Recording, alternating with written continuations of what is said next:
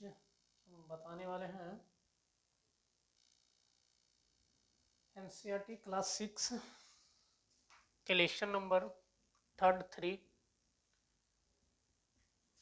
ये क्लास 6 का है इतिहास। आप देख सकते हैं लेसन 3 में आज बताएंगे आरंभिक नगर।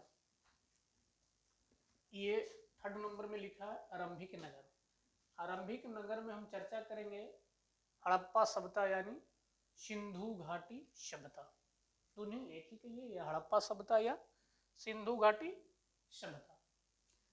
इसका कार्यकाल माना गया है कहीं कहीं 2500 से 1700 या 1750 या 2250 से 750। एक्चुअली यही मामला नहीं, इनसे जरूरत तो नहीं, कभी एग्जाम में पूछवा नहीं किया, बस मोटा मोटी रखना है कि 2500 से 1750 या 1700 के आसपास। हाँ, ये इम्पोर्टेंट है, ये चीज ये इम्पोर्टेंट नहीं है, इसको विवाद में उन लोग को उलझना नहीं। आइए, हड़प्पा सभ्यता ये सर जॉन मार्शल एक पुरातात्विक विभाग के अधिकारी नियुक्त हुए थे। तो पहली बार 1924 में पुरातात्विक विभाग का इन्हीं के निर्देशन में रेलवे के लिए खुदाई हो रहा था। तो इसमें सर जॉन मार्शल ने देखा, जैसी ट्रेन की खुदाई करवा रहे थे पटरी के लिए, तो देखा कि बहुत बड़ी बड़ी इमारत, मोटी मोटी क्या बोलते हैं, ईंट का एक बिल्डिंग निकल रहा है। तो सर जॉन मार्शल, यहाँ देखिएगा, सर जॉन मार्शल साहब ने खुदाई के लिए अधिकारी को आदेश दिया। खोलो तो भाई क्या चीज। तो उन्होंने देखा, उन्होंने नामकरण किया सिंधु सभ्यता या हड़प्पा सभ्यता। इस सभ्यता के बारे में उन्होंने बताया कि यह त्रिभुजाकार दृश्य वाला सभ्यता था, यह नगर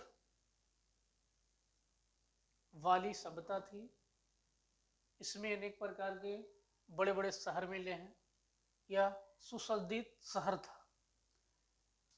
यानी देखा जाए तो हड़प्पा सभ्यता में 2 पार्ट बांट दिए गए। यानी इस नगर का विशेषता में देखा जाए तो इस नगर की विशेषता में पहली विशेषता है कि इसका नगर 2 भाग में बंटा हुआ था, पश्चिमी भाग और पूर्वी भाग। पश्चिमी भाग में ऐसा माना जाता है, खुदाई से सी कार्बन पद्धति है, जिससे ये पता चलता है कि पश्चिमी भाग में बड़े बड़े लोग रहते थे, व्यापार, बहुत सारे बड़े वर्ग, राजा शासक लोग रहते थे, मंत्री वगैरह, जिसको दुर्ग का, यानी ये ऊंचे स्थान से, पश्चिमी जो हड़प्पा सभ्यता या सिंधु सभ्यता थे वो ऊंचे स्थान पर थे, वहां दुर्ग कहा गया है, बड़े आदमी लोग रहते थे। और ये सभ्यता के निचला हिस्सा यानी पूर्वी भाग को निचला हिस्सा कहा गया, इसमें छोटे छोटे काम करने वाले मजदूर, वर्कर और लोग थे। तो ये नगर को 2 भागों में बांटा गया। यानी देखा जाए तो भारत, पाकिस्तान, बलूचिस्तान और उधर बांग्लादेश में, या अफगानिस्तान में, भारत, अफगानिस्तान और पाकिस्तान, ये मुख्यतः 3 ही देशों में ये सभ्यता बहुत प्रचलित है। तो ऐसा माना जाता है कि इनमें एक विशेषता है कि इसमें प्रमुख शहर हुआ करते थे। सबसे प्रमुख, सबसे बड़ा शहर और सबसे विकासशील शहर देखा गया है तो सबसे पहला आता है मोहनजोदड़ो। मोहनजोदड़ो की खोज राखल दास बनर्जी 1922 में किए थे। मोहनजोदड़ो ये शहर सिंधु नदी पर बसा हुआ था। कहाँ? सिंधु नदी पर। सिंधु नदी ये मोहनजोदड़ो पाकिस्तान के हिस्सा में है, जो लातार जिले में पड़ता है। तो ये बड़ा इंपॉर्टेंट है कि खोज तराखल दास बनर्जी 1922 में, सिंधु सभ्यता की सबसे बड़ी शहर। यहाँ नदी है, किस नदी पर बसा हुआ था? अक्सर पहले वाला लोग नदी के किनारे बसते थे ताकि जल अच्छे से उपलब्ध हो जाए। इस नदी सिंधु नदी पर बसा हुआ था। यहाँ एक विशेष प्रकार के कांसे की मूर्ति मिली है, डांस करते हुए यानी नृत्य करते हुए कांसे की मूर्ति प्राप्त हुआ है। तो इससे यह स्पष्ट चलता है कि इस सभ्यता के लोग मनोरंजन के भी साधन के लिए नृत्य रखते थे। यहाँ एक बहुत बड़ी तालाब मिला है, जिसको विशेष अवसर पर इसको कहा गया है कि यहाँ लोग स्नान करते थे।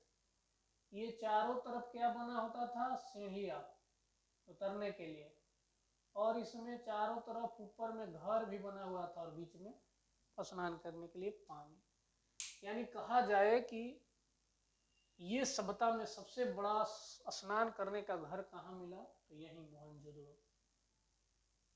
या इसका गहराई देखा जाए तो लगभग 11 से 12 मीटर ऊंचा था, गहरा था इसमें। और ये पानी फिर निकासी कर दिया जाता था, बाहर गंदा हो जाता था। लाता था कहाँ से सब? तो कुएं से लाते थे पानी, इसमें साफ पानी, और नहा करके फिर कभी कभी होता था, जैसे हम लोग कैसे कभी कभी होता है गंगा स्नान, तो फलना स्नान, तो बुद्ध पूर्णिमा, उसी दिन विशेष अवसर पर ये लोग नहाते होंगे। तो विशाल स्नानागार कहाँ से मिला? मोहनजोदड़ो से। यहाँ 3 प्रमुख मुख वाले देवता मिले हैं, 3 मुख वाले देवता मिले। 3 मुख वाले देवता कहाँ से प्राप्त हुआ? मोहनजोदड़ो से। कांसे के नृत्य करती हुई मूर्ति कहाँ से मिला? मोहनजोदड़ो से। अब आते हैं इसी का भाई एगो है हड़प्पा। हड़प्पा शहर की खोज दयाराम साहनी 1921 में किए थे, यानी पहले इसको, उसके बाद में इसको मोहनजोदड़ो। हड़प्पा मोहनजोदड़ो के बाद ये हड़प्पा था। हड़प्पा रावी नदी के किनारे है। अब उसके बाद हम जानते हैं कालीबंगा के बारे में। हड़प्पा भी पाकिस्तान में वाले इलाका में है, ये भारत में ये दोनों नहीं है। अब कालीबंगा, कालीबंगा के बारे में बताया गया है कि इसको कालीबंगा क्यों कहा गया है? यहाँ काली काली चूड़ियां बनती थी, इसीलिए इसको कालीबंगा नाम दिया गया। इसका खोज अमलानंद घोष 1951 में किए थे, यानी उत्खनन करवाए थे, देखे थे। तो अमला घोष 1951 में कहा कि यहाँ भी कुछ प्रसिद्ध हिस्सा है। तो देखा गया कि यह राजस्थान के रामगढ़ जिले में है। कहाँ? राजस्थान के रामगढ़ जिले में। इनकी खोज अमलानंद किए थे। यह घग्घर नदी पर बसा हुआ है। कौन सी नदी पे? घग्घर नदी पर। अब इसका नाम दूसरा चेंज कर दिया गया।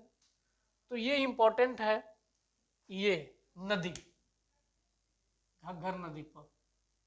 यहां से ये प्रमुख पूछा है कि यहां से जोता हुआ खेत प्राप्त हुआ है, जोता हुआ खेत साक्ष्य मिला है, क्यों? यहाँ लोग खेती उती करते थे।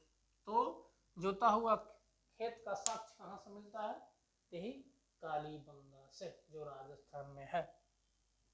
यहाँ के ईंट नक्शा आकार का था, इस पे धारी नुमा पारा होता था। तो इससे ये भी पता चलता है कि या इस सभ्यता के लोग ईंट का प्रयोग करते थे। इनका दीवार लगभग 20 से 30 इंची मोटा मोटा हुआ करता था, जो लगभग 4700, कितना? लगभग 4700 वर्ष होने के बाद भी आज भी इसका दीवार मिलता है देखने के लिए। तो इसलिए कहा गया है कि बहुत पहले मजबूत ईंटें क्या करते थे? बनाते थे, बहुत मजबूत ईंटें। यहाँ से लोग माना जाता है कि कालीबंगा से और लोथल से कुंड मिले हैं, यानी ये लोग क्या करते थे? भगवान की पूजा भी करते थे, भगवान की पूजा भी करते थे। ये क्योंकि अग्नि कुंड बनाते थे, तो हो सकता है कि भगवान के हवन करते थे। तो ये रहा